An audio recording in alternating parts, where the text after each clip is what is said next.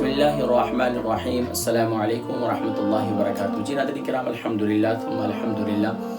آج 12واں روزہ ہے اور 12ویں روزے کی خاص اعمال اور وظائف کیا ہیں، انشاءاللہ ان کا تذکرہ آج کی نشست میں ہم کریں گے۔ اس سے پہلے ناظرین کرام ایک حدیث مبارکہ کہ آقا علیہ الصلوۃ والسلام کی پیاری حدیث مبارکہ جو ہے سبحان اللہ، اس کا تعلق ناظرین کرام آخرت کے بارے میں ہے، اور یہ حدیث مبارکہ اس کے راوی سیدنا عبداللہ ابن مسعود رضی اللہ تعالی عنہ ہے، اور یہ روایت کی گئی ہے کنز العمال کے اندر۔ پیارے کریم آقا علیہ الصلوۃ والسلام کے پیارے صحابی سیدنا عبداللہ ابن مسعود رضی اللہ تعالی عنہ فرماتے ہیں کہ پیارے کریم آقا علیہ الصلوۃ والسلام نے ارشاد فرمایا کہ قیامت کے دن کافر اپنے پسینے میں ڈوب جائے گا، یہاں تک کہ وہ پکار اٹھے گا، اے میرے پروردگار، جہنم میں ڈال کر مجھے اس عذاب سے نجات دے دیجیے، یعنی اب جو میں جہنم میں آ گیا ہوں، یا اللہ مجھے جو ہے جہنم سے نکال دیں۔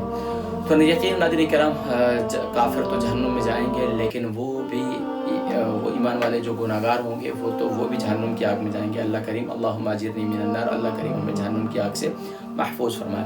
تو ناظرین کرام یہ دوسرا عشرہ چل رہا ہے، دوسرا عشرے کی خاص دعا استغفر اللہ، یعنی کہ وہ تو میں نے مشترکہ اعمال میں ذکر کیے تھے، تو استغفار کی آپ کثرت کرتے رہیں گے۔ اس کے ساتھ ساتھ ناظرین کرام دوسرے عشرے کی جو خاص اعمال میں ذکر ہے کہ آپ نے بعد نماز فجر اول آخر درود شریف کے ساتھ آپ نے یہ عمل کرنا ہے، وہ ہے سبحان اللہ، اللہ لطیف بعبادہ یرزق من یشاء وہو القوی العزیز۔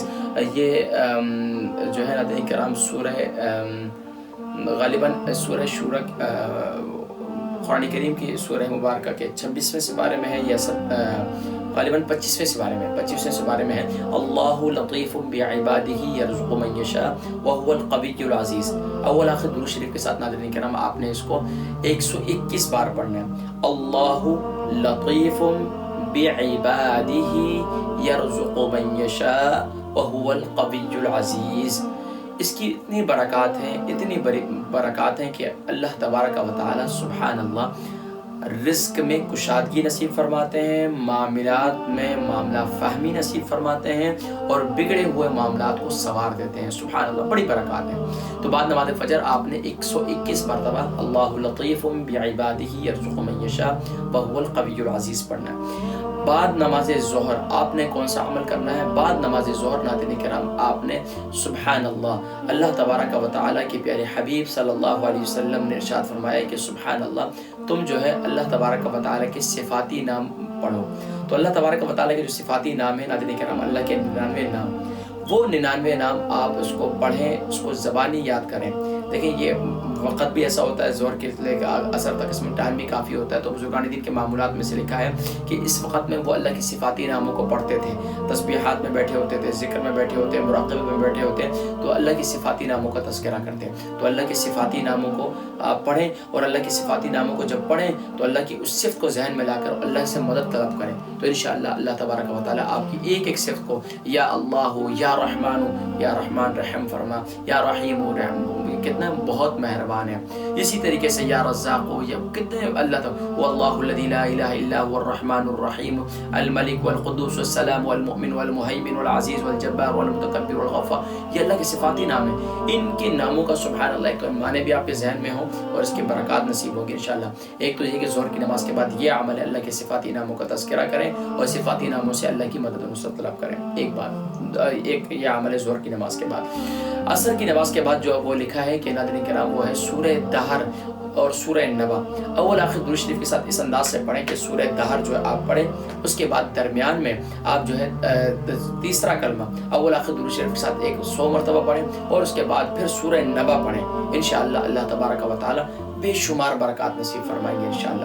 اس کے بعد مغرب کی نماز کے بعد کون سا عمل ہے؟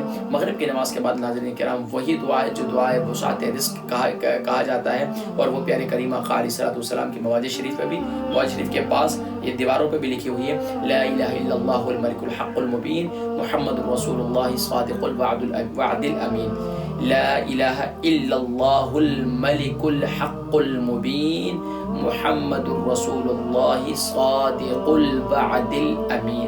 اول آخر درود شریف کے ساتھ ناظرین کرام اسے 21 بار پڑھیں تو انشاءاللہ بڑی برکات نصیب ہوں گی۔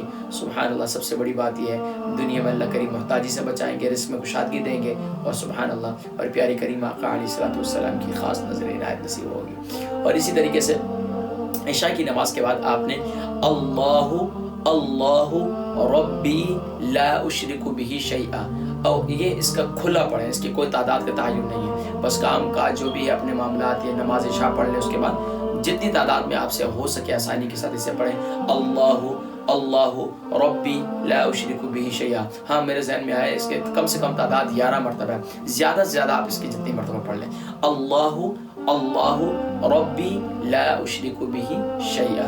انشاءاللہ ناظرین کرام یہ 12ویں روزے کے خاص اعمال اور وظائف تھے۔ انشاءاللہ اگلی نشست میں انشاءاللہ ہم 13ویں روزے کے کیا خاص اعمال اور وظائف انشاءاللہ ان کا ذکر اگلی نشست میں کریں گے۔ اپنی دعاؤں میں یاد رکھیں ناظرین کرام، میں جس طرح کوشش کر کے اپنا وقت نکال کر آپ تک یہ اعمال پہنچا رہا ہوں، ناظرین کرام میں آپ سے گزارش کروں گا کہ آپ بھی ان اعمال کے اندر اسی طرح استقامت کریں، جستجو رکھیں، شوق رکھیں۔ ماشاءاللہ بڑے اچھے مجھے فیڈ بیک بھی مل رہے ہیں، اور آپ حضرات کے الحمدللہ ہم اعمال کر رہے ہیں اور دعائیں دے رہے ہیں آپ کو۔ اسی طریقے سے ناظرین کرام آپ بھی یہ اس کو آگے دوسروں تک پہنچائیں تاکہ دوسرے لوگ زیادہ سے زیادہ نیک اعمال کریں۔ اللہ تبارک و تعالی ہم سب کو مرنے سے پہلے اپنے خاص طور پر اچھے اعمال نیک کام کرنے کی توفیق نصیب فرمائے۔ اپنی دعاؤں میں یاد رکھیے گا۔ السلام علیکم ورحمۃ اللہ وبرکاتہ۔